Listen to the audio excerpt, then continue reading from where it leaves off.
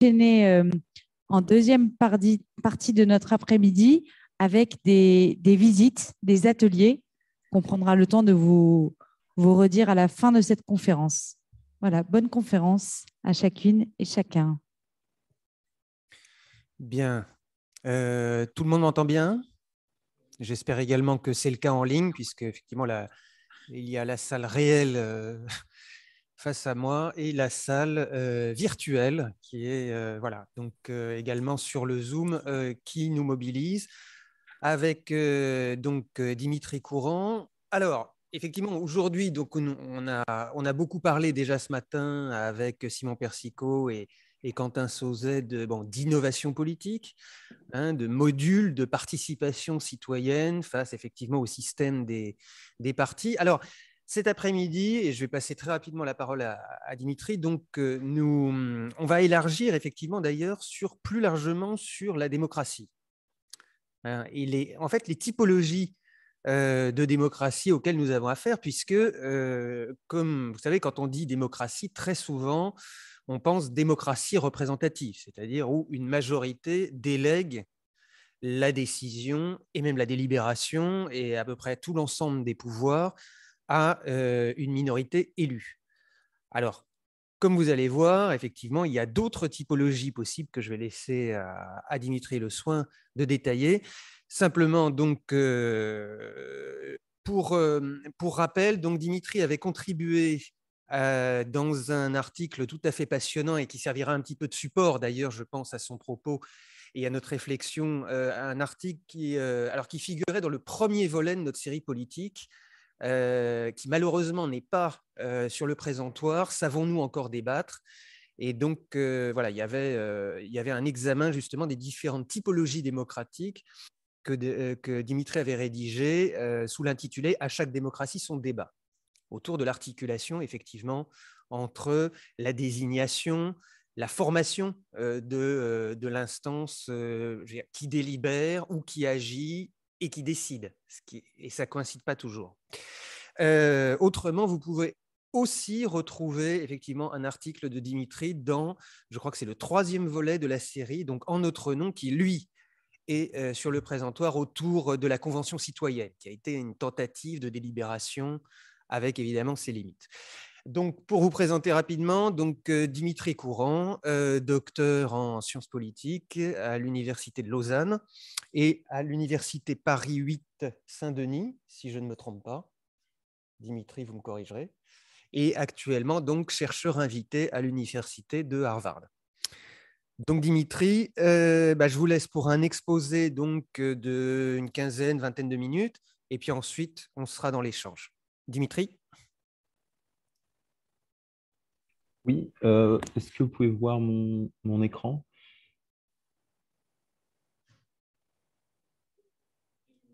Oui, oui, oui. Oui, c'est bon? D'accord, vous voyez le PowerPoint? Parfait, d'accord. Merci beaucoup pour cette invitation et cette occasion de discuter à distance. Donc, je vous prie de m'excuser pour pas être là en présentiel. Je suis donc en ce moment chercheur invité à Harvard et du coup, j'habite sur place. Donc, je vous parle de Boston où il est à peu près 8 heures du matin. Voilà, donc en effet, comme l'a dit Benoît, je vais vous parler d'une esquisse de typologie des différentes formes de démocratie, en partant notamment des problèmes que la démocratie se pose et auxquels elle est confrontée, en focalisant notamment sur les questions de délibération, de participation et de représentation. Le point de départ, ce serait… Dimitri, Oui, pardon. Petit point technique. Est-ce qu'il vous est possible de monter votre son? Alors, il m'est possible de mon casque. Est-ce que c'est mieux? Ah oui, oui, oui, nettement. Mieux, oui. Ah oui, c'est parfait. D'accord, ok. Dans ces cas-là, je vais continuer comme ça. Donc, le point de départ, ce serait de se poser la question de pourquoi est-ce qu'on s'interroge sur la démocratie aujourd'hui, si c'est si évident que ça et si c'est notre système politique.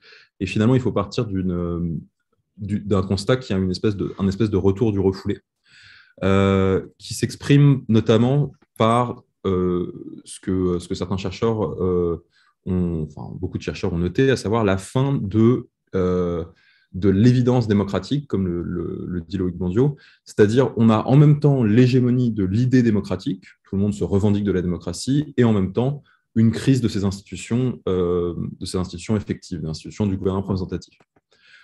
C'est également lié au fait qu'on peut voir divers mouvements sociaux qui, eux, se revendiquent de la vraie démocratie ou de la démocratie réelle, comme par exemple le mouvement Occupy, les Indignés, Nuit debout et d'autres encore comme les Gilets jaunes.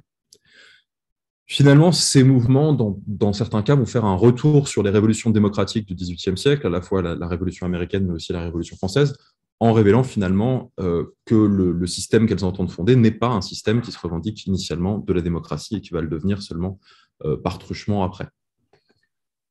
Et puis si on revient à la trilogie classique des régimes de l'Antiquité, qui est un élément central dans la philosophie politique, on constate finalement que la distinction entre la monarchie, qui est la forme droite, et la tyrannie, qui est la forme déviée, un régime dans lequel un seul exerce le pouvoir, l'aristocratie, dans lequel un petit groupe exerce le pouvoir et dans la forme déviée, et l'oligarchie, ou la démocratie, dans laquelle la masse exerce le pouvoir, ou l'ochlocratie, dans laquelle la foule l'exerce, finalement, de ces trois régimes, on est plus proche à l'heure actuelle d'une forme d'aristocratie élue, mais d'aristocratie quand même, étant donné que le pouvoir semble être principalement aux mains d'un petit groupe plutôt que d'un grand groupe. Donc on peut s'interroger sur quel démos, quel peuple, pour quel kratos, quel type de pouvoir, et différentes modalités sont possibles, comme on va le voir. Et donc on va s'interroger au fur et à mesure de cet exposé sur les questions suivantes. Qui décide, qui gouverne et comment. Un des fils directeurs que j'avais utilisé dans le papier à chaque démocratie son débat qui avait été publié en 2019, c'était la question des gilets jaunes face au grand débat, que je vais un peu reprendre ici, mais que je vais essayer de dépasser. Je vais essayer de reprendre une structure finalement qui est un peu différente et même assez différente du papier. Donc si vous avez lu l'article, ce ne sera pas tout à fait pareil.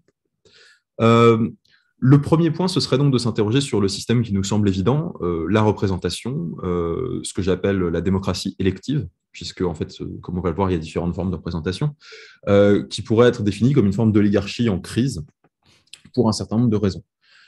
Finalement, ce modèle puise son origine dans un moment, le moment révolutionnaire, qui avait une visée très fortement antidémocratique.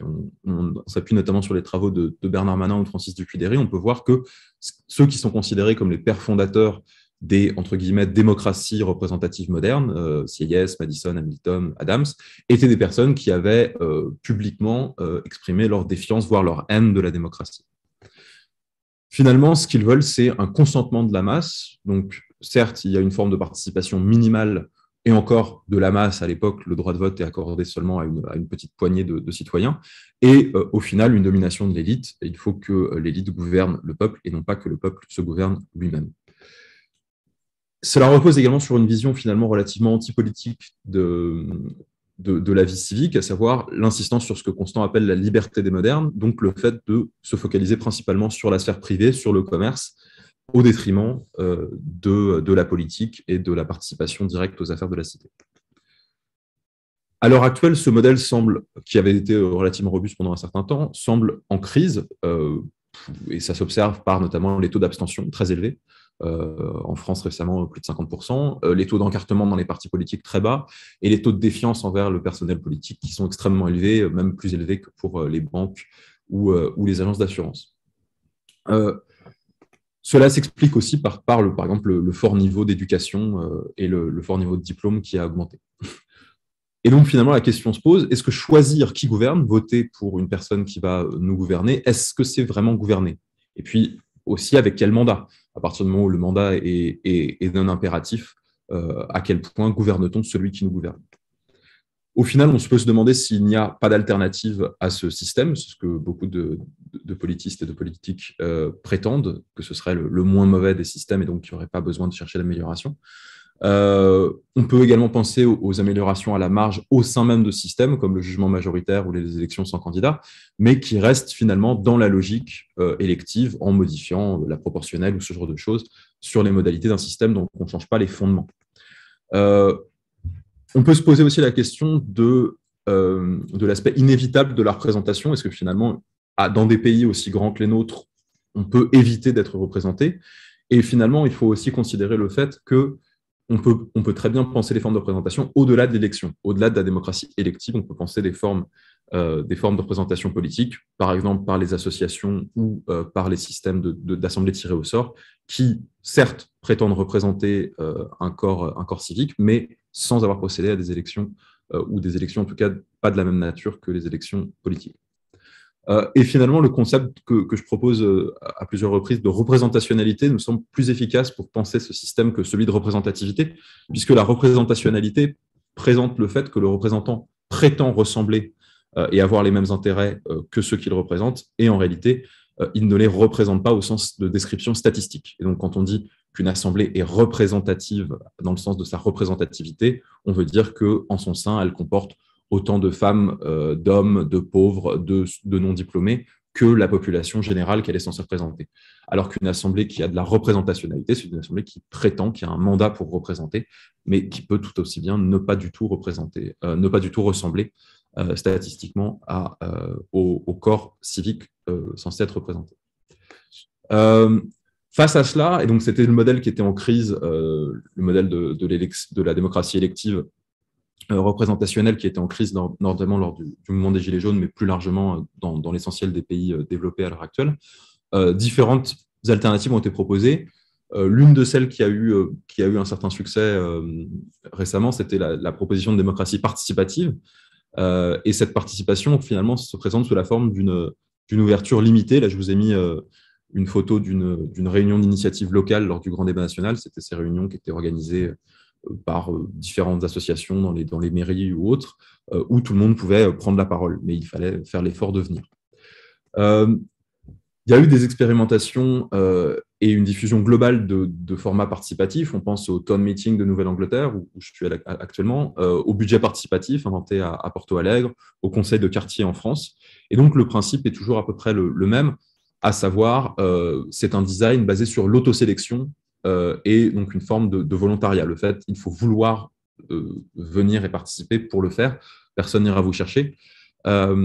Et ensuite, il faut vouloir prendre la parole pour pouvoir la prendre. Et c'était notamment, donc, en effet, la plateforme Internet à la fois. Donc, on peut penser à une forme participative en ligne où on poste ses commentaires ou éventuellement on participe sur des chats en ligne, ou les réunions d'initiative locale, en effet, lors du Grand Débat national. Le problème de cette forme, c'est que, du coup, en termes de représentation, ça peut avoir des problèmes similaires au système électif, à savoir une domination des dominants avec une autosélection de personnes qui s'estiment elles-mêmes légitimes et compétentes à prendre la parole et à participer. Et donc, avec les collègues de l'Observatoire des débats, on avait fait passer des questionnaires dans les RIL, dans les réunions d'initiative locale, pour voir un peu la composition sociologique des participants, et il s'est avéré que le portrait type du participant à la réunion d'initiative locale du Grand Débat, c'était un homme âgé, diplômé, propriétaire, urbain, aisé, satisfait de ses conditions d'existence. Donc, pas tout à fait le portrait type du gilet jaune. On a aussi le risque, en fait, avec ces formats participatifs, de succession de monologues où finalement les gens ne vont pas tellement délibérer ou échanger, mais plutôt exprimer leur point de vue sans se répondre, sans s'opposer d'arguments, de contre-arguments, de raisons, de preuves, etc. On peut également se demander à quoi sert cette participation. Les réunions d'initiative locale et le grand débat national dans son ensemble ont finalement suscité assez peu d'effets politiques en France. Et là, il peut être utile de convoquer l'échelle d'Arnstein, proposée en 1969, qui montre les différents degrés de pouvoir citoyen dans la participation, les degrés les plus bas étant la manipulation ou la thérapie, et les degrés les plus hauts étant le contrôle citoyen, mais étant beaucoup plus rare dans les dispositifs participatifs. Un autre format de démocratie qui a été proposé pour régler les problèmes que posait à la fois la démocratie élective et puis la démocratie participative, c'est la démocratie délibérative, donc qui propose une délibération, donc une intelligence collective revendiquée, mais qui en règle générale est une intelligence sans force, ou pour reprendre le terme d'Habermas, dans lequel c'est la force sans force du meilleur argument qui doit s'imposer, mais qui doit du coup et peine parfois à s'imposer aux autres composantes du système politique. Là, je vous ai mis une image de l'Assemblée citoyenne irlandaise de 2016-2018 qui a délibéré pendant un certain temps, et j'ai observé directement pendant tout ce temps-là. Donc la démocratie délibérative peut s'exprimer. C'est une théorie politique assez générale qui est née à partir des années des années 80, mais qui va surtout en fait s'expérimenter à travers ce qu'on appelle des mini-publics délibératifs, donc des mini-publics diversifiés tirés au sort. Donc on prend un échantillon diversifié de la population, qui va auditionner des experts et des porteurs d'intérêt, des représentants syndicaux, associatifs, etc., des producteurs, et qui va être facilité professionnellement par des professionnels de la facilitation, justement pour éviter à la fois les successions de monologues qui ne se répondent pas, et puis aussi le fait que ce soit les dominants sociaux qui prennent la parole. Et puis, l'avantage de la diversification et du tirage au sort sont justement qu'on évite aussi le problème qu'on a dans les modèles électifs et participatifs, à savoir une surreprésentation des dominants sociaux. Il y a un certain nombre de dispositifs qui ont été testés à travers les âges. Un qui n'est pas très connu, mais sur lequel j'ai pas mal travaillé, c'est le Conseil supérieur de la fonction militaire, qui est un mini-public permanent qui a été créé à partir de 1969 en France. Dans les années 70, au niveau civil, là, ça a été plus diffusé, plus connu. Ce sont les cellules de planification et les jurys citoyens, inventés simultanément en Allemagne et aux États-Unis. À partir des années 80, on a aussi les conventions de citoyens qui vont se prononcer notamment sur les technologies contestées, comme les OGM ou l'énergie nucléaire et ce genre de choses. À partir du début des années 90, ce sera les sondages délibératifs qui vont faire un saut quantitatif en termes de personnes qui sont impliquées dans la délibération, puisque ça peut être plusieurs milliers de personnes, ou plusieurs centaines de personnes en tout cas, et qui donne en fait à voir ce qu'un sondage donne quand on laisse au sondé le temps de s'informer, de délibérer et de réfléchir. Puis, il y a les Citizen Initiative Review qui visent à combiner la délibération citoyenne avec les référendums d'initiative citoyenne, notamment dans certains États américains. Et puis les assemblées citoyennes qui vont se diffuser à partir du début des années 2000, notamment au Canada. Donc la configuration de ces assemblées, il y a différents éléments très qui vont être modifiés d'un dispositif à l'autre en termes de taille, en termes de durée, en termes de mandat, en termes d'articulation avec le système. Mais grosso modo, la pratique est quand même relativement similaire. On tire au sort un panel diversifié de citoyens qu'on harmonise avec des quotas. On le fait s'informer auprès d'experts, il lit de la documentation, il délibère et il rend des recommandations. Les assemblées citoyennes sont à l'heure actuelle le dispositif qui fait le plus parler de lui, et il y en a un certain nombre que je ne vais pas détailler, je vous les ai mis ici. Ça commence au Canada et puis ça va se diffuser en Europe. En France, nous, l'approximation qu'on va avoir, c'est la Convention citoyenne pour le climat. Et puis, à l'heure actuelle, c'est un dispositif qui a énormément de succès, notamment pour les enjeux liés au changement climatique, qui sont des enjeux jugés difficiles à traiter par les moyens électifs actuels. Le problème qu'on peut avoir, c'est que les effets de ces assemblées vont varier énormément d'un cas à l'autre, ce qui va dépendre d'un certain nombre de facteurs institutionnels et locaux. Mais il n'y aura pas nécessairement une prise en compte et une implémentation politique des mesures proposées par ces assemblées. C'est le cas en Colombie-Britannique et en Ontario où le référendum n'est pas à un seuil trop haut de plus de 60% qui n'est pas atteint. Aux Pays-Bas, le gouvernement finalement n'intègre pas les propositions. En Islande, le Parlement bloque la nouvelle constitution. En Irlande, une partie des recommandations sont rejetées, une partie sont acceptées par référendum, etc. etc. Et en France, je pense que vous savez ce qu'il est devenu des recommandations de la Convention citoyenne pour le climat. On voit la même chose dans le cas des conférences citoyennes régionales du Grand Débat national, qui était un dispositif beaucoup plus modeste en termes de durée et même de taille, où quelques centaines de citoyens délibéraient, mais à des tables séparées qui ne délibéraient pas vraiment entre elles. On avait finalement une répartition thématique aléatoire des participants avec une absence d'input, c'est-à-dire que les participants délibéraient à froid sans avoir pu auditionner des experts. L'aspect un peu court du processus avec 1 jour et demi empêchait la facilitation d'être vraiment très coordonnée. Et puis finalement, étant donné que la délibération était relativement courte et que chacun pouvait s'opposer et qu'il fallait à la fin sélectionner une idée par table, il y avait finalement une prime au consensus mou et ce que Samuel Hayat appelle le citoyennisme, donc des idées qui ne vont pas fâcher, mais qui, du coup, qui ne vont pas être très ambitieuses non plus. Et puis, ça, c'est aussi c'est entré dans les détails, mais il y avait une tendance à avoir peu de procédures, finalement, ce qui permettait à des stratégies d'acteurs de se mettre en place, notamment pour faire passer leurs idées de façon un peu plus facile que si ça avait été dans une délibération un peu plus rigoureuse. Euh, Sans entrer dans le détail non plus, on pourrait aussi comparer ces différents types d'assemblées. Donc moi, deux assemblées sur lesquelles j'ai travaillé, c'est l'Assemblée citoyenne irlandaise de 2016-2018 et la Convention citoyenne française de 2019-2020. Et on peut voir que même au sein d'un même type de mini-public, donc l'Assemblée citoyenne, il y a de multiples différences qui peuvent s'immiscer à partir du moment où on commence à regarder le détail.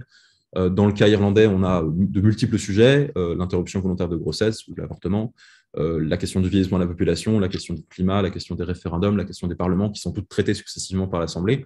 En France, on n'a qu'un seul sujet qui est le climat. Le type de mandat va être une proposition du gouvernement et ensuite un vote solennel du Parlement qui entérine le mandat dans le cas irlandais, alors qu'on a une lettre du Premier ministre dans le cas français. On a une durée relativement comparable au final, mais avec seulement 2 week-ends sur le climat dans le cas irlandais. On a un budget de plusieurs millions d'euros dans les deux cas, même si supérieur en France. Et on a un statut apolitique et indépendant avec une juge de la Cour suprême en présidente de l'Assemblée, des civil servants et des professeurs en organisateurs, alors qu'on a une orientation plus politique, plus engagée avec des présidents de think tank, des militants, des membres de corps intermédiaires, des professeurs, dans le cas français. Bon, j'ai publié un papier là-dessus dans la revue Archer de philosophie du droit qui est consultable sur Cairn. Donc, si vous voulez regarder un peu le détail de la comparaison de ces deux cas, n'hésitez pas à le consulter. Le dernier modèle de démocratie sur lequel je voudrais m'arrêter un peu aujourd'hui, il y en a d'autres, hein, mais j'ai fait un choix, c'est donc le modèle qui avait été proposé par les Gilets jaunes sous l'acronyme RIC, Référendum d'initiative citoyenne, qui est la proposition d'une décision confiée directement au corps politique, autrement dit la démocratie directe. On peut noter en France que nos expériences de référendum sont une pratique de plébiscite, avec notamment les référendums d'initiative présidentielle, qui sont donc à peu près l'antithèse du RIC. Donc le référendum est déclenché par une seule personne qui est un professionnel de la politique et qui fait ça au moment où ça lui convient sur un thème de son choix. Il y a aussi l'expérience du non au traité constitutionnel européen en 2005, qui a été finalement un traumatisme, puisque quelques années plus tard, le Congrès va revenir sur cette décision et finalement l'invalider. Et puis, donc, on a pas mal parlé de ce référendum d'initiative partagée. Vous avez sans doute vu les débats qu'il y a eu autour d'aéroports de Paris. Mais ce système est relativement une illusion, finalement, puisqu'il demande des conditions quasiment inatteignables. 1/5 des parlementaires, soit 185, 1/10 du corps électoral, soit 4,5 millions de personnes, en 9 mois. Donc, c'est-à-dire un total de 16 000 signatures à récolter par jour, à récolter de façon compliquée par les infrastructures mises à disposition. Puis ensuite, une validation du Conseil constitutionnel, qui peut donc éventuellement rejeter la proposition, même si elle arrivait à passer les deux premières écluses. Et puis ensuite, même si vous réussissez à faire tout ça, la seule chose que vous obtenez, c'est une demande au Parlement d'examiner votre proposition, et seulement s'il ne le fait pas, pendant 6 mois, alors au bout de 6 mois, vous aurez un référendum. Il y a également des possibilités de référendum local, avec, on pense notamment à l'expérimentation grenobloise, qui avait été finalement interdite par la préfecture en 2016, qui proposait 2000 signatures pour lancer une initiative, et ensuite 20 000 votes, qui était le score qu'avait obtenu la majorité de l'équipe municipale. Les Gilets jaunes, eux, proposaient donc quelque chose de très différent. Alors, avant les Gilets jaunes, il y avait d'autres associations comme Article 3, certains partis politiques qui demandaient des référendums. Et eux, donc, veulent un référendum de type couteau suisse pour un peu toutes les modalités possibles. Le référendum constituant pour changer la Constitution, législatif pour faire des lois, abrogatoire pour abroger une loi déjà existante, révocatoire, ou ce que les Américains appellent le recall qu'ils ont dans certains États, pour renvoyer un élu qui ferait mal son travail. Les questions internationales, alors ça c'est notamment le cas en Suisse, c'est pour tous les traités internationaux, notamment par exemple le fait de rejoindre l'Union européenne ou d'entrer dans l'OTAN, ça doit être approuvé par référendum. Et puis il y a aussi des propositions un peu plus originales. Bon, ça c'est une que j'avais faite sur le référendum convocatoire, ça veut dire le fait de déclencher une assemblée citoyenne et un processus délibératif par RIC, donc plutôt que de demander de trancher tout de suite, demander une délibération par ce biais. La demande des Gilets jaunes était aussi donc en toute matière, avec un espèce de slogan qui avait été porté par certains activistes démocratiques, qui était « voter d'accord, élire non », en faisant une différence avec le fait que voter, c'est donc trancher la décision soi-même directement, et élire, c'est déléguer son pouvoir et sa souveraineté. Une autre formule qui avait été utilisée, c'est « nous ne voulons pas débattre, mais décider » pour critiquer le grand débat d'Emmanuel Macron. Je vais passer rapidement sur les exemples étrangers. Le plus connu, bien sûr, c'est la Suisse, avec ses votations et ses spécificités, donc, qui a le référendum aux différents niveaux, au niveau fédéral, cantonal et communal, alors qu'aux États-Unis, c'est uniquement au niveau des États. Il y a un certain nombre de spécificités en Suisse qui sont indépendantes du référendum, mais qui font système avec lui. Un exécutif collégial, ils n'ont pas un président, mais 6 en rotation.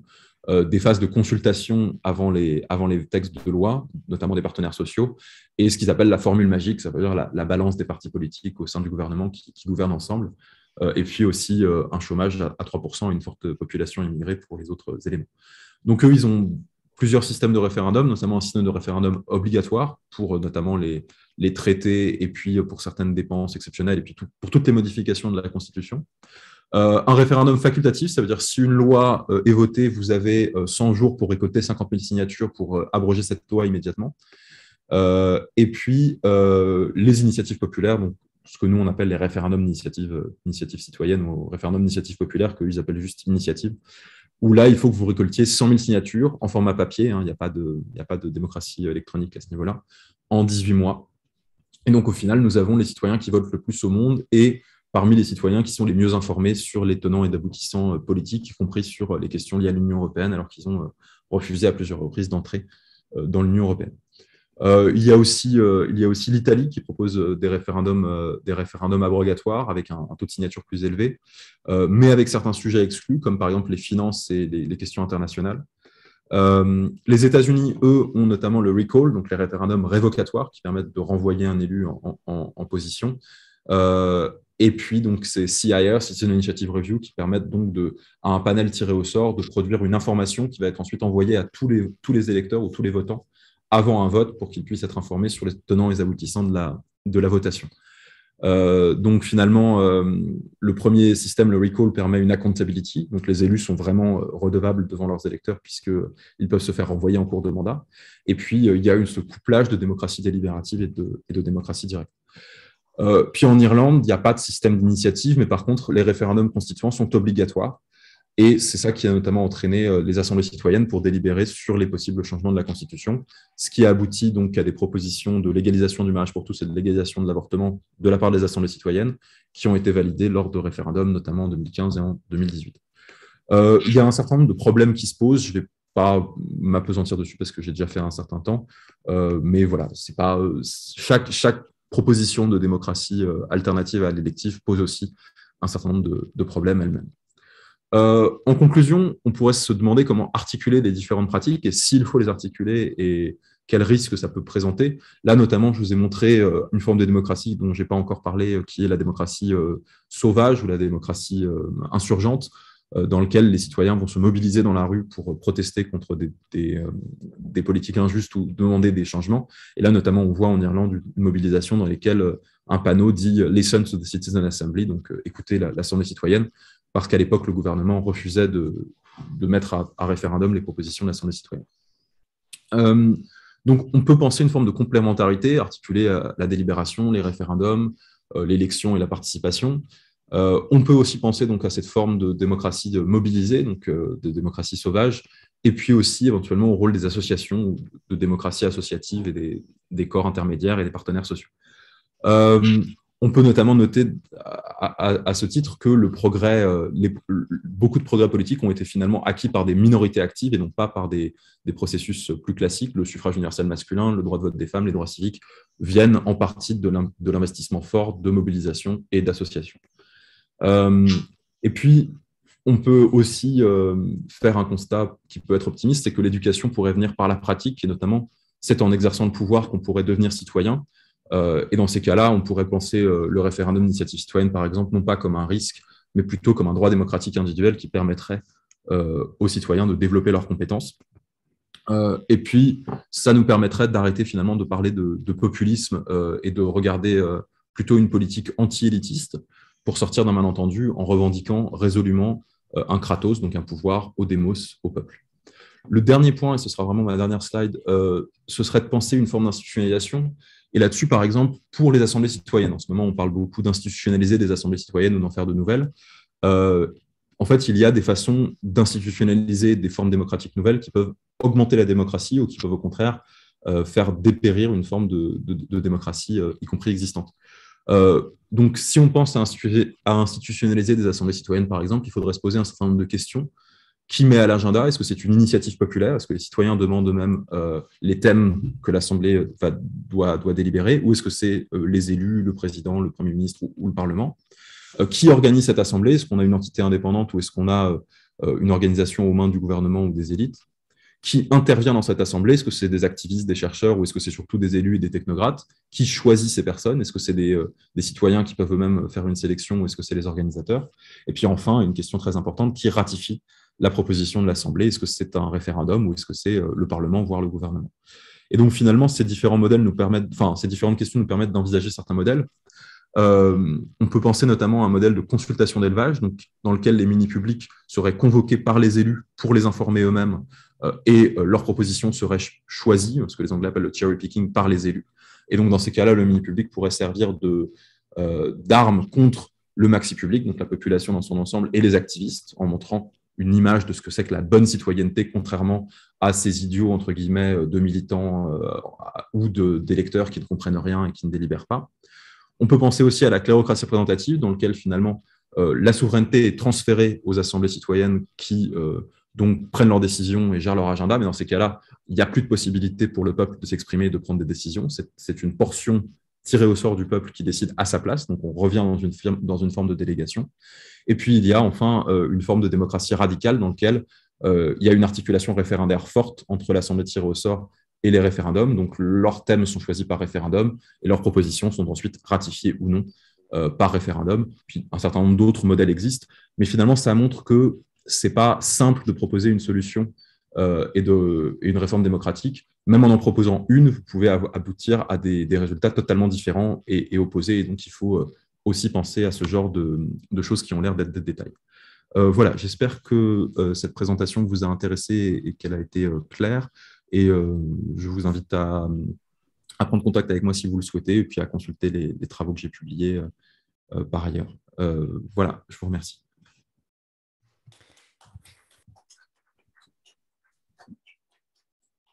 Bon, bah, l'intervention de Dimitri est apparemment plébiscitée, donc c'est déjà un début. Il y a quand même, juste avant qu'on commence, qu'on embraye sur les questions, donc je crois que nous avons jusqu'à 15 heures. Oui, on a une vingtaine de minutes, c'est ça? Pardon? 15h, 15h15. Il y a quand même, oui, il y a un exemple qu'on peut souligner, qui est un exemple bon, assez récent et qui est un processus d'ailleurs qui est toujours en cours, c'est la cohabitation qu'il peut y avoir entre des institutions dites représentatives classiques et un processus délibératif qui est quand même issu des citoyens. Et je pense notamment à l'exemple, Dimitri, du Chili, où il y a eu effectivement la mise en place d'une assemblée constituante, en sachant qu'il est destinée à remplacer la constitution héritée de la dictature militaire de Pinochet qui courait depuis 1980. Et donc, sachant qu'il y a eu également un référendum, le référendum pour instituer cette constituante a quand même posé la question, c'était assez intéressant de savoir si on mélangeait des gens qui étaient déjà élus et des citoyens, ou si on ne faisait que, on ne désignait que des citoyens. Et finalement, c'est la deuxième option qui l'a emporté. Ce qui est quand même bon, un élément assez intéressant. Bon, sachant aussi évidemment que du résultat de la dernière présidentielle, bon, qui finalement a mené à l'élection du candidat de gauche Gabriel Boric, qui prendra ses fonctions en mars, bon, dépendait évidemment pour beaucoup le sort de cette constituante. Autrement, c'était José Antonio Cast, nostalgique de Pinochet, qui aurait pu être élu. Et donc là, l'Assemblée constituante risquait de ne pas durer. Voilà, enfin, simplement un élément d'actualité pour montrer le type de connexion et d'emboîtement possible effectivement entre des systèmes effectivement d'exercice du pouvoir classique et malgré tout de refonte par les citoyens du cadre de leurs institutions. Est-ce que nous avons déjà des questions dans la salle ou en ligne? Donc n'hésitez pas à les poser. Alors, Robert, monsieur, écoutez, on va prendre déjà les deux questions de la salle. Bonjour et merci pour votre exposé. Juste, vous avez été assez discret sur la nécessité d'information, de formation des gens qui délibèrent. Je pense que c'est une difficulté. Vous avez bien dit, dans la discussion sur le climat en France, on les avait formés un peu. C'est toute la question de la formation des gens qui délibèrent. Et puis, deuxièmement, dans le cadre référendum, il y a la difficulté de trouver la question pertinente. L'intérêt des assemblées pas trop nombreuses, c'est qu'ils peuvent affiner la proposition. Alors, on va prendre l'autre question.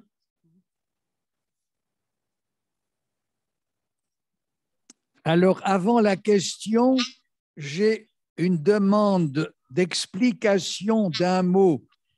J'ai fait du grec, mais je n'avais jamais vu le mot ochlocratie. Qu'est-ce que ça veut dire ochlocratie? Et la question est la suivante. On est un peu devant un cercle vicieux dans toutes ces problématiques. Pourquoi? Eh bien, parce que dans tous les pays dits démocratiques de l'Europe de l'Ouest, nous avons une constitution qui est la base de la République. Alors, en France, on veut passer de la 5e à la 6e en changeant la constitution, mais la constitution a été votée à une énorme majorité et donc il faut en tenir compte pour modifier ou changer les choses. Bon, on va peut-être commencer effectivement par ces premières interrogations. Donc, Dimitri, à la fois sur la formation effectivement de ceux qui délibèrent, et puis la question constitutionnelle effectivement qui est importante parce qu'il faut quand même bien un socle institutionnel quand même pour que le Kratein, le pouvoir, s'exerce. Merci beaucoup pour ces questions et commentaires. Alors, sur le Chili, comme je l'avais dit, je connais très mal ce cas. Il y a un papier qu'on m'a envoyé récemment, mais que je n'ai pas encore eu le temps de lire, mais ça a l'air d'être en effet un… De nouveau, il faut bien… Ouais, on n'entend pas très, très bien. Ah, alors, là, par contre, je ne sais pas quoi faire. C'est mieux, là? Non. Oui, mais ça va aller, oui. 1, 2, 1, 2. Ouais. Donc, ou alors, attendez, je peux essayer un truc, peut-être. Vous me dites si c'est mieux ou si c'est pire. Est-ce que c'est mieux ou est-ce que c'est pire? C'est mieux, non? C'est mieux. Oui. C'est mieux? D'accord, alors je vais faire ça en maintenant le micro. Donc le Chili, je connais assez mal. Sur la question des informations données aux délibérants, c'est une question vraiment très compliquée pour le coup. Je pense que c'est une des questions les plus compliquées.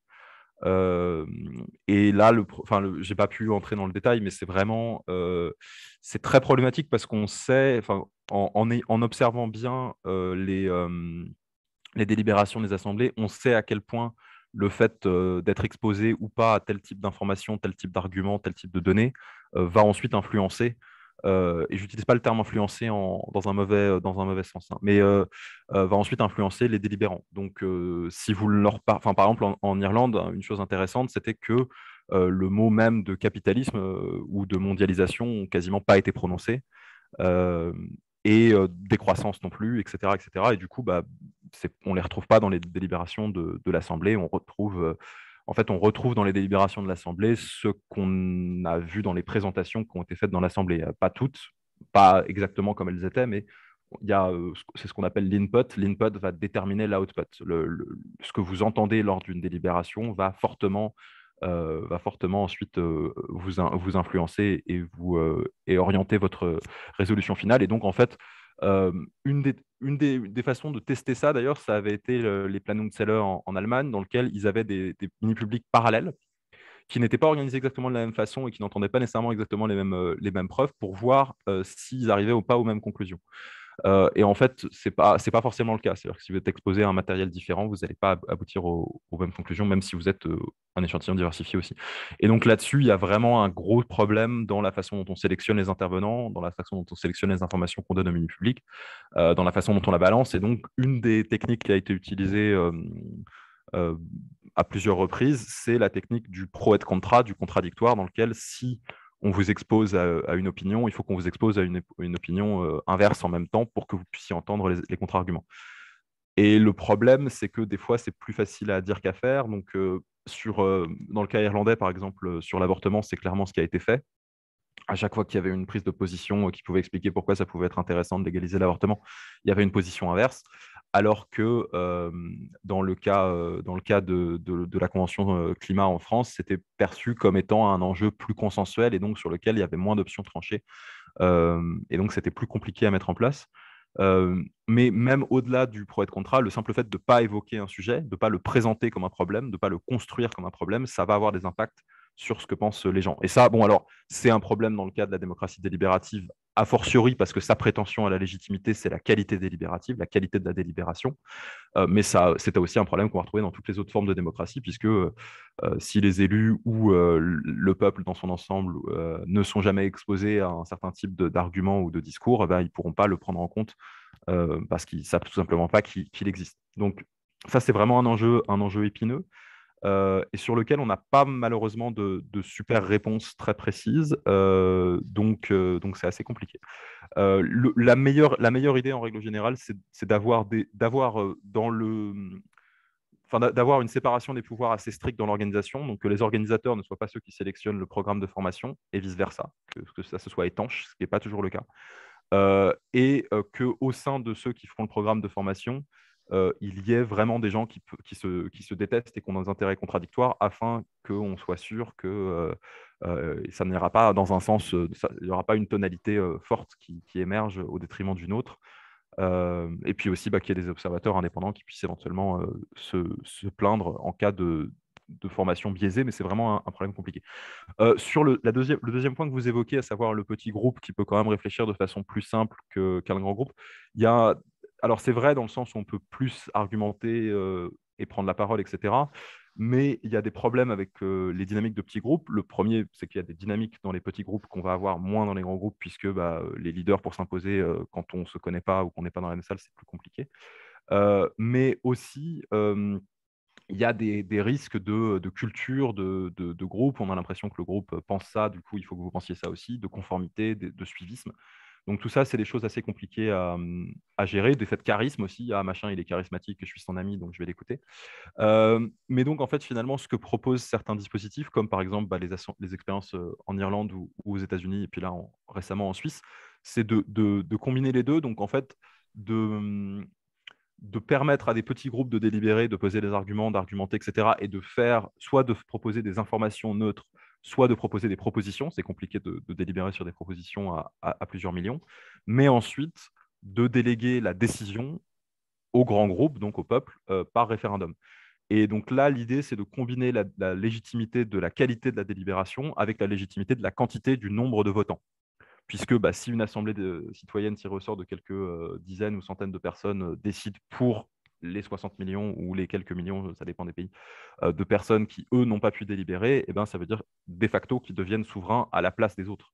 Et donc, on rentre dans une forme de délégation forte, avec en plus le petit inconvénient par rapport au système électif qu'ils n'ont pas eu de mandat, ils n'ont pas été désignés, donc ils sont peut-être à ce niveau-là encore moins légitimes que les élus et le Parlement. Donc voilà, j'espère que ça répond à votre interrogation. Sur la deuxième personne, je n'ai pas votre nom, mais donc ochlocratie. Ochlos, c'est la foule. La différence, c'est entre le démos, qui est donc le peuple des citoyens organisés qui va délibérer sur l'APNIX dans l'Ecclésia, et l'okhlos, c'est la foule, c'est la masse populaire plutôt en émeute. Voilà, qui elle, délibère pas, mais qui va agir de façon un peu plus erratique. Et donc, ça va être la distinction, parce qu'à chaque fois, dans la trilogie des régimes, il y a les formes droites, les formes déviées. Et donc, la démocratie, c'est pas l'ochlocratie. Sur la question de la Constitution, alors c'est une très bonne question, et c'est la question du coup que je posais à la fin avec l'enjeu de l'institutionnalisation. Comment on fait pour avoir une forme précise, parce que pour l'instant, ces expérimentations sont des expérimentations ad hoc qui n'ont une existence légale que discutable, on va dire, et puis plus discutable dans certains pays que dans d'autres. En France, c'était la lettre du Premier ministre qui est quand même assez minimale, alors qu'en Irlande, au moins, il y avait un vrai mandat parlementaire après un débat parlementaire avec un vote du Parlement sur le mandat de l'Assemblée. Mais donc, en effet, la question, c'est comment. Enfin, là, pour l'instant, c'est de l'expérimentation, mais au bout d'un moment, enfin, ça fait quand même depuis les années 70 qu'on fait de l'expérimentation. Au bout d'un moment, quand est-ce qu'on passe à des formes institutionnelles? Et du coup, il faudra choisir, par exemple, sur l'agenda, qui met à l'agenda? Est-ce que c'est ouvert aux propositions des citoyens par pétition, ou est-ce que c'est uniquement le Parlement qui décide, ou est-ce que c'est uniquement le gouvernement qui décide et le Parlement qui ratifie? Donc ça, c'est des questions qui doivent être décidées une fois pour toutes, une fois que c'est institutionnalisé. Et puis ensuite, qui décide une fois que l'Assemblée tirée au sort a fait ses propositions? Est-ce que c'est un référendum? Est-ce que c'en est pas un? Et d'ailleurs, on a vu l'hésitation qu'il y a eu dans la Convention climat, où ils ont dû voter sur qui recevrait leurs propositions, et finalement, ils ont décidé majoritairement de ne pas passer par référendum pour l'essentiel de leurs mesures, en se disant le président et le Parlement vont reprendre nos mesures et nous feront confiance, et du coup, on leur fait confiance, et puis finalement, ça ne s'est pas vraiment passé comme ça. Donc maintenant, sur la question de la réforme des constitutions, vous dites qu'effectivement, les constitutions anciennes ont été validées par des millions de personnes par vote. Oui, mais la plupart de ces gens-là sont plus vivants à l'heure actuelle. Et donc, ça veut dire qu'à l'heure actuelle, l'essentiel des citoyens qui vivent sous la Constitution de la Ve République n'ont pas pu se prononcer pour dire s'ils étaient d'accord de vivre sous la Ve République. Et on ne leur a pas reposé la question. Moi, je suis citoyen depuis plus d'une dizaine d'années. On m'a jamais demandé si j'étais content de rester en Ve République ou pas. Donc, je pense que là-dessus, et ça, c'est une des concepts qui vient de la philosophie des Lumières, c'est, enfin, ou c'est Tocqueville, j'ai un doute, mais une génération ne peut pas asservir toutes les générations suivantes à ses lois à elle. Au bout d'un moment, il faut que les générations suivantes puissent éventuellement dire qu'ils ne sont pas d'accord avec les lois anciennes. Et donc, c'est pareil pour les constitutions. Donc, au bout d'un moment, effectivement, il faudrait peut-être, soit à échéance régulière, refaire un vote d'approbation de la Constitution. On pourrait dire tous les 20 ans, on demande aux gens s'ils sont toujours contents, ou tous les 10 ans, s'ils sont toujours contents de cette Constitution ou pas. Et si la réponse est non, on lance un processus constituant. Ou alors, on pourrait avoir des mécanismes qui sont, par exemple, liés à l'abstention et au vote blanc. À partir du moment où il y a plus de gens qui ne votent pas ou qui votent blanc que de gens qui votent, il y a clairement un problème dans les institutions telles qu'elles existent. Bon, c'est des propositions comme ça, mais ça pourrait être des idées. Alors, on va peut-être passer. Alors, il y a des questions sur le chat, et après, ce sera à Marcel. Donc, là, j'avais vu cette question de Sarah, mais tu en avais peut-être d'autres, Martin, sur le chat. Non, mais je vais la lire pour que la salle puisse aussi l'entendre. Eh bien, adelante. Alors, la question de Sarah. En cours de sociologie politique, on nous avait parlé d'expériences réalisées aux USA avec des assemblées tirées au sort qui devaient prendre une décision après avoir reçu tous les parties prenantes pour information. Connaissez-vous celle-ci? Y a-t-il des méthodes connues et publiées pour expérimenter cela?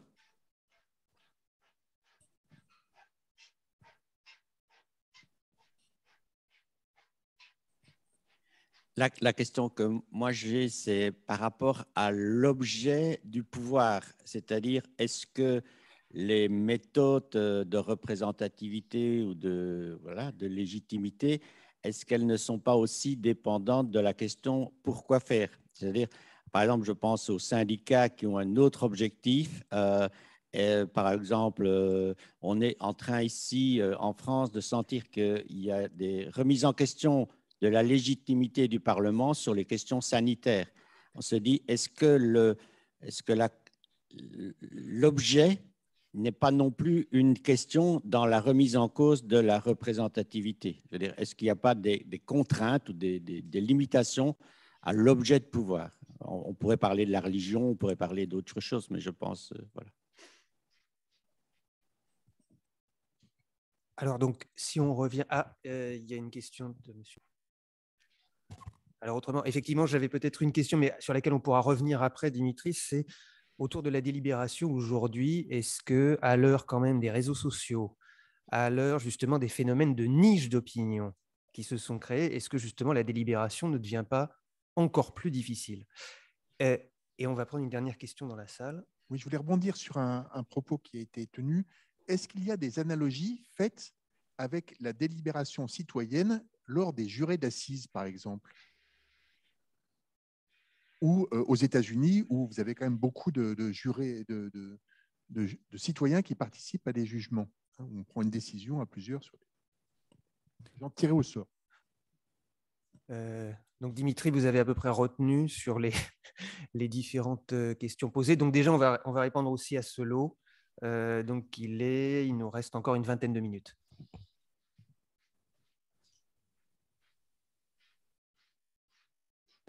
Sur les assemblées aux États-Unis, je vais mettre le micro comme ça. Il y a plusieurs expérimentations qui ont eu lieu. Les plus anciennes, c'est les jurys citoyens, donc ou les jurys de citoyens, citizen juries, qui ont été expérimentés à partir des années 70. Il y a eu aussi et qui sont beaucoup plus gros en termes de taille et qui donc peuvent prétendre à une représentativité statistique, ce qu'aucun des autres types de mini-publics peut prétendre parce qu'ils sont trop petits. Et puis récemment, il y a les Citizen Initiative Review, donc qui sont ces jurys citoyens articulés à des référendums donc pour sélectionner les informations avant des référendums.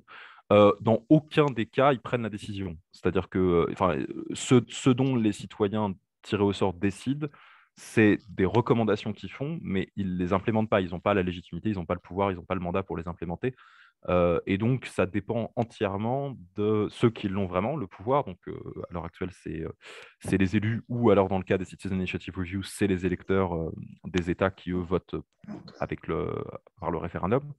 Et c'est eux qui tranchent la décision. Donc, c'est ça qui est intéressant, c'est que finalement, les mini-publics, c'est des deliberation making, mais ce n'est pas des decision making.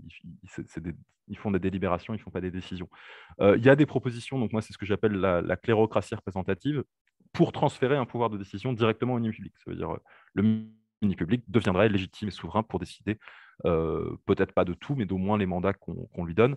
Ce qui pose un certain nombre de problèmes. Le premier problème étant que du coup, il n'y a plus d'inclusion de la masse des citoyens sur ces questions-là, ils ne peuvent plus se prononcer là-dessus. Pour ceux qui sont attachés à la légitimité élective, il n'y a plus de possibilité pour les élus de faire leur travail là-dessus non plus.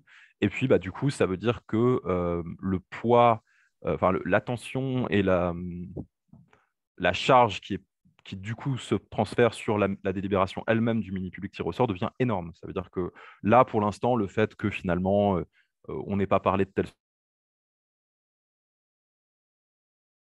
fondation. Mais à partir du moment où ça devient décisionnel, le fait de ne pas avoir entendu tel ou tel expert devient absolument insupportable et intolérable. Et donc, ça veut dire que le niveau de rigueur procédurale qu'il faut avoir dans les délibérations devient infiniment plus exigeant que ce qu'on a pu observer à l'heure actuelle en Irlande, en France ou ailleurs. Et pour l'instant, c'est clairement pas au niveau d'un pouvoir décisionnel dans l'organisation des délibérations, c'est assez clair. Maintenant, sur du coup les méthodes connues et publiées pour expérimenter ça, oui, alors chacun des dispositifs dont je vais parler a des publications dessus et on connaît, on sait grosso modo comment ça marche. C'est pas tout à fait pareil en termes de durée, en termes de taille, en termes de facilitation, en termes d'objets, justement. Mais il y a des recettes. Vous pouvez organiser un jury citoyen, vous pouvez organiser un. Enfin, c'est compliqué. Après, c'est compliqué. Je pense que les gens ne se rendent pas compte à quel point c'est compliqué, cher et long et difficile, mais c'est tout à fait possible. Et en tout cas, il y a des règles. Moi, avec des collègues, on avait organisé une Citizen Initiative Review en Suisse, justement, parce que la Suisse a beaucoup de référendums aussi. Donc, on s'était dit que ce serait intéressant. Et on avait un énorme manuel d'utilisateur avec tous les trucs. Comment est-ce qu'on présente les informations, comment est-ce qu'on fait délibérer, comment est-ce qu'on gère s'il y a des conflits, etc. Enfin, c'était un bouquin gigantesque avec toutes les configurations possibles. Et c'est pareil pour les sondages. Le sondage délibératif et les jurys citoyens, par exemple, c'est des marques déposées. Il y a des copyrights dessus. Donc, vous ne pouvez pas juste organiser n'importe quoi et appeler ça un jury citoyen, un sondage délibératif. Sur la question de l'objet du pouvoir et du pourquoi faire, oui, je pense que c'est en effet une très bonne question. Après, la vraie question quand même, c'est aussi de se dire justement, et c'est aussi un truc qui est avancé, est-ce qu'il y a des objets qui ne pourraient pas s'appliquer à un certain type de procédure, à un certain type de démocratie? Et par exemple, un des arguments en faveur des assemblées tirées au sort, c'était de dire pour les questions écologiques de long terme qui ne concernent pas les générations qui vivent à l'heure actuelle, mais qui vont concerner les générations à venir, il est illogique de demander à des mécanismes électifs qui sont des choses courtes qui doivent être revalidées tous les 5 ans avec des bilans, avec des promesses, etc., de s'occuper de ce genre de questions. Donc les questions climatiques et ce genre de choses-là, ça ne devrait pas être géré par la démocratie élective, ça devrait être géré par des processus délibératifs. C'était notamment les propositions qui avaient été faites par Dominique Bourg et ses collègues. Donc ça c'est une question qui peut se poser, mais du coup, ça peut être aussi utilisé en disant, et du coup, il ne faut pas non plus passer par des référendums, puisque les gens sont égoïstes et ils ne vont pas réussir à voir l'intérêt des générations futures, seulement leur confort immédiat et matériel. Ça pose quand même un certain nombre de questions sur les risques que ça pose en termes de légitimité. Et là, on revient finalement à l'idée du fondement même qu'on se fait de la souveraineté et de la légitimité. Si on accepte le principe de base, y compris des gouvernements électifs modernes, à savoir que la souveraineté appartient au peuple, qu'il exerce par la voie du référendum ou de ses représentants, ça veut dire que, in fine, celui qui décide, ça doit être le souverain, et donc ça doit être le peuple. À partir du moment où vous commencez à dire que certaines choses sont hors de contrôle pour ce souverain, finalement, vous êtes le souverain, puisque vous avez décidé ce que le souverain pouvait décider ou pas. Ce qui pose un certain nombre de problèmes, notamment sur, par exemple, les protections des droits des minorités. Est-ce qu'il faut des institutions comme des cours constitutionnels et autres pour protéger les droits des minorités, y compris contre le souverain, à savoir la majorité du peuple, au nom de droits humains qui seraient au-dessus de ça? C'est vraiment des questions épineuses que je ne vais pas pouvoir trancher maintenant, mais il y a des gros débats là-dessus. Sur la question de la délibération à l'heure des réseaux sociaux et des niches informationnelles, je pense justement que c'est un argument de plus en faveur des dispositifs délibératifs bien organisés, puisque c'est tout l'inverse en fait. J'ai vu un article récemment qui disait justement les mini-publics délibératifs, c'est exactement l'inverse des réseaux sociaux, ce qui n'est pas tout à fait faux, puisque précisément, on vous force à être avec des gens que vous ne connaissez pas, qui ne sont pas du même milieu social que vous, qui n'ont pas les mêmes opinions politiques, qui n'ont pas le même âge, qui ne viennent pas du même milieu. Eux, c'est des ruraux, vous êtes un urbain. Eux, ils sont jeunes, vous êtes vieux. Eux, ils sont de droite, vous êtes de gauche. Enfin, c'est ce genre de choses qui permet justement d'avoir des délibérations intéressantes et qui permet justement d'avoir un niveau de qualité délibérative supérieur à, par exemple, les débats entre élus qui finalement ne vont pas vraiment s'écouter, qui finalement ont un parcours social assez similaire, ou au niveau des dispositifs participatifs locaux où vous discutez avec des gens qui, comme vous, sont partants pour participer au dispositif local et puis qui sont du même endroit que vous. Donc, il y a plus de chances que vous soyez à peu près du même milieu social. Ce qui, d'ailleurs, aux États-Unis, de façon intéressante, a été montré comme étant un vecteur de gentrification. Les quartiers riches qui veulent rester des quartiers riches, du coup, ils ont des dispositifs participatifs. Les riches viennent dedans, disent ah, on va surtout pas construire des logements sociaux parce que sinon la valeur de nos maisons va bouger. En fait, ça fait ça fait un effet de gated community. Alors qu'avec les systèmes de tirage au sort et de panélisation, vous allez forcément avoir des gens que vous auriez jamais rencontrés autrement dans la vie sociale ordinaire. Et puis, donc, contrairement aux réseaux sociaux, vous n'avez pas cette capacité, enfin, vous avez la capacité de le faire, mais au bout d'un moment, le modérateur va vous rappeler à l'ordre, voire vous exclure du panel si vous commencez à insulter, à faire du troll, à faire des blagues, à interrompre le débat à tout bout de champ pour X ou Y raison. Donc, il y a justement une imposition, aussi par le face-à-face, qu'on a un peu moins sur les réseaux sociaux, mais il y a une imposition de normes de délibération, de politesse, qu'on n'aura pas sur les réseaux sociaux, bien au contraire. Et donc, là-dessus, je pense qu'au contraire, ça peut ça rend d'autant plus important le fait de devoir faire ça que s'il n'y avait pas ces espaces antidélibératifs à côté, on va dire ça comme ça. Après, la grosse question, c'est comment est-ce qu'on arrive à réinfuser, parce que le fait que le mini-public soit bien organisé, c'est très bien, mais après, comment est-ce qu'on arrive à articuler le mini-public avec le maxi-public et comment est-ce qu'on arrive à injecter des pratiques délibératives au-delà des seules occurrences assez rares, il faut être tiré au sort, de mini-public dans la vie civique. C'est moins évident, mais il y a aussi des collègues qui travaillent là-dessus sur comment créer des plateformes de discussion en ligne qui soient comment dire, plus propices à la délibération de qualité. Et puis sur la question des jurés d'assises, oui, bien sûr, c'est une des références qui revient souvent pour. D'ailleurs, un des premiers dispositifs délibératifs, c'était le jury de citoyens, donc le jury judiciaire, mais qui s'inspirait délibérément de ce modèle-là, qui est aussi tiré au sort. Et qui finalement, je pense, donne peut-être, j'ai regardé pas mal de procès là, en ce moment aux États-Unis, et qui peut-être donne un standard auquel les mini-publics n'ont pas encore réussi à atteindre de rigueur procédurale encore plus grande dans la façon de présenter les évidences, les contre-preuves, les arguments et les contre-arguments de façon extrêmement codifiée et rigoureuse, ce qui est peut-être pas encore tout à fait le cas pour les dispositifs civils, on va dire ça comme ça. Sachant, juste pour compléter à propos des jurys, il y a quand même plusieurs modèles notamment par exemple entre le modèle français où on délibère à la fois sur la culpabilité et sur la peine, alors que par exemple en Grande-Bretagne, c'est uniquement sur coupable ou non coupable. Et ensuite, c'est, comme disait Max Weber, c'est les virtuoses qui effectivement décident de la sentence finale.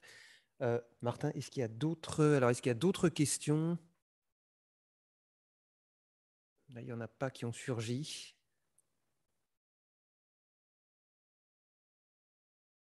Bon. S'il n'y en a pas, alors à ce moment-là, Dimitri, est-ce que vous avez une conclusion, un mot de la fin,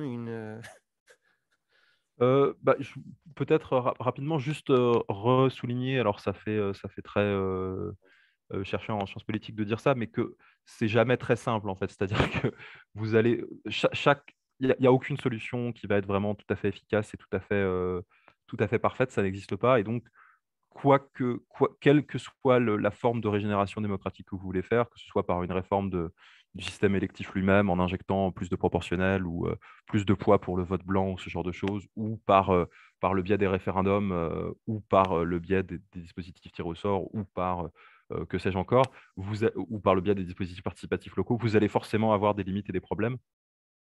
Pour les systèmes de proportionnel, ça va être par exemple l'instabilité qui peut se créer si vous avez beaucoup de partis qui, du coup, pour former des gouvernements, ça peut être compliqué comme en Belgique. Pour une réforme par le biais de référendum, vous allez avoir éventuellement des problèmes d'influence dans les campagnes où l'argent, par exemple, doit être réglementé parce que dans certains pays, l'influence de l'argent mis dans les campagnes référendaires est assez massif. Donc il faut absolument penser à ça quand vous mettez en place une nouvelle institution de ce type. Et si jamais c'est la voie délibérative qui vous intéresse, il faut penser aux façons justement d'administrer la preuve, de présenter des faits, de choisir des experts, etc. Et puis au niveau participatif, c'est comment est-ce qu'on dépasse le seul enjeu local ou comment est-ce qu'on connecte les enjeux locaux aux enjeux globaux. Comment est-ce qu'on évite d'avoir que les usual suspects, que les personnes les plus brillantes et les plus motivées dans les dispositifs, et comment est-ce qu'on arrive à inclure plus de gens. Donc voilà, aucun de ces dispositifs présente. En fait, chaque dispositif a le défaut des autres. Et donc voilà, il faut essayer de penser ça. Mais il faut aussi, je pense, au bout d'un moment, sortir de l'argument de l'expérimentation permanente, parce qu'au bout d'un moment, ce genre de dispositif, si ça continue d'être uniquement expérimental et purement expérimental, au bout de 50 ans, quelque chose qui est expérimenté, il n'est plus expérimenté, il est soit mis en place, soit abandonné. Et donc, il faut penser, je pense, aussi aux formes d'institutionnalisation assez précises que ça doit prendre. Et puis, ça, c'est le point que je n'ai pas abordé parce que je n'ai pas vraiment d'idée là-dessus, aux conditions de réalisation dans le champ politique pour le faire. Et là-dessus, c'est vraiment compliqué, surtout étant donné la situation contemporaine. Donc, là-dessus, j'ai pas vraiment de solution. Bon, écoutez, on va essayer d'en trouver. Il nous reste 2 jours. Dimitri, je crois qu'on peut vous remercier tous collectivement pour cet exposé avec une typologie qui était claire et évidemment encore beaucoup de matière à réfléchir sur l'amélioration de nos conditions collectives d'exercice du pouvoir, parce qu'il s'agit quand même de ça. Merci à vous, Dimitri, et puis à très bientôt sans doute dans les colonnes de la revue Projet aussi.